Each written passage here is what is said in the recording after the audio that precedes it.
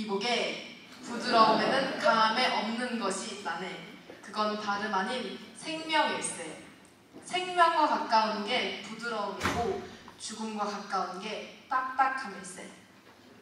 이 쿼트는 저자가 강풍에 격하게 흔들리던 나무 한 그루가 굵고 큰 나무도 쓰러지게 한 태풍에도 쓰러지지 않은 것을 보며 영감을 얻어 쓴 것입니다. 저는 이 부분을 읽으며 지진에 대비하는 내진 설계가 생각났습니다. 일본의 건물들은 지진이 나면 금방이라도 붕괴될 것처럼 좌우로 위태위태 흔들립니다. 꽤 위험해 보이지만 실상은 그렇지 않습니다. 의도된 것이기 때문이죠. 지진이 지나가고 보면 흔들렸던 건물들은 붕괴되지 않고 원상태로 돌아옵니다.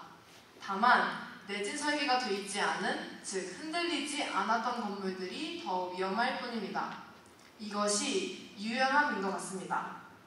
큰 풍파가 닥쳐올 때 조금 흔들흔들 하는 것이 아예 붕괴되지 않는 방법입니다. 저희도 공부를 할 때 때로는 너무 정신이 없고 압박이 클 때가 있습니다. 제가 AP 휴먼지어 시험과 중간고사가 딱 겹쳤을 때 그랬던 것 같습니다. 부담감이 너무 큰 나머지 감사와 기쁨마저 잃어가고 있었습니다. 그때 깨달은 것은 조금 흔들릴 줄도 조금 내려놓을 줄도 알아야 한다는 것입니다. 감사와 기쁨을 회복하는 것이 먼저라는 사실입니다. 완전히 무너져 버리지 않도록 말입니다.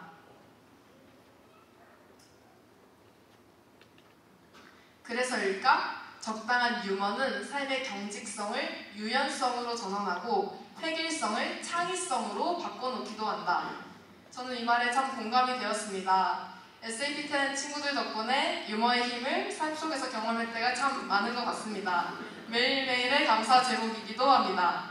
너무 가벼운 것은 문제지만 상황과 상대를 고려한 적당한 유머는 꼭 필요한 것 같습니다. 무언가 문제가 생겼을 때 정면 돌파도 중요하지만 때로는 측면 돌파가 통할 때도 있는 것처럼 말입니다. 저는 원래 기질상 정면 돌파가 편한 사람입니다. 무엇이 잘못되었을 때는 잘못되었다 말하고 제 의견을 관철시키는 것이 편하고 또 그게 옳다고 정의롭다고 생각했습니다. 그런데 간과하지 말아야 할 점은 내 앞에 있는, 내가 설득해야 할, 또 내가 마음을 돌려야 할 대상은 로봇이 아니라 알파고가 아니라 사람이라는 것입니다. 사람이기에 논리적인 말 몇 마디보다는 적당한 유머가 섞인 대화 혹은 맛있는 간식이 그 사람의 마음을 얻게 해줄 때가 많았습니다. 해와 바람 이야기에서 센 바람을 분 바람이 아니라 따스한 햇볕을 내뿜은 해가 결국 나그네의 옷을 벗긴 것처럼 말이죠.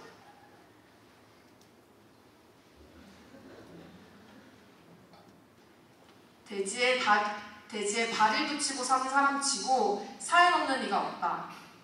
아무리 보잘것없는 몸뚱어리의 소유자라 할지라도 우주만한 크기의 사연 하나쯤은 가슴속 깊이 소중하게 간직한 채 살아가기 마련이다. 다만 그러한 사정과 까닭을 너그럽게 들어줄 사람이 많지 않은 게 현실인 듯하다. 어떤 사람을 바라볼 때 혹은 어떤 사람에 대해 쉽게 판단하기 전에 이 생각을 꼭 해야 합니다. 내가 아는 것보다 모르는 것이 훨씬 더 많다.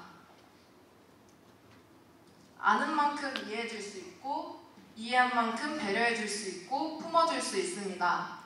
그런 면에서 만방의 공동체는 서로를 더 깊게 알고 더 깊게 이해하고 배려해줄 수 있게 해주는 좋은 수단인 것 같습니다. 그래서 참 쉽지 않지만 같은 방을 써보지 않았더라면 또 잘 알지 못하더라면 누군가에 대해 쉽게 판단해서는 안 됩니다. 그 사람이 우주만한 크기의 사연이 있을지 모르기 때문이죠. 또 방언들은 바나바와 같은 중재자의 역할이 되어야 합니다. 되도록이면 좋은 말, 세워주는 말을 해야 합니다. 서로에 대한 깊은 이해를 바탕으로 바나바와 같은 중재자의 역할을 하는 것이 방 안에서 서로에 대한 역할이 아닐까 생각합니다.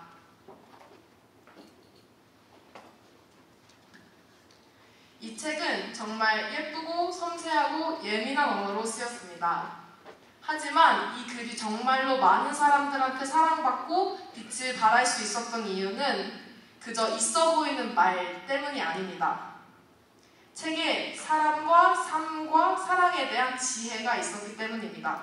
사람들의 살아가는 이야기가 있었기 때문이죠. 저는 위스덤 매터스를 한 10회독 했습니다. 제이드를 갈 때마다 읽었기 때문이죠. 그런데 책을 열 때마다 신기한 것은 읽을 때마다 새로운 지혜를 발견한다는 것입니다.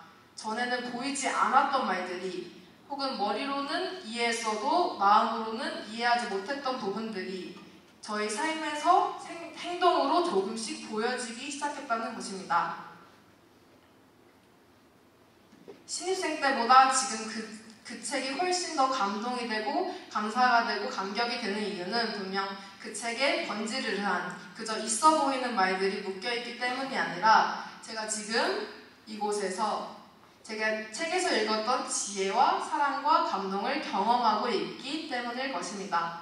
글이 만방을 다 담지 못한다는 것을 알기 때문일 것입니다. 언어, 즉 글과 말도 힘이 있지만 그보다 더 파워풀한 것은 말로도 글로도 담지 못할 진실된 삶이 아닐까 생각합니다. 감사합니다.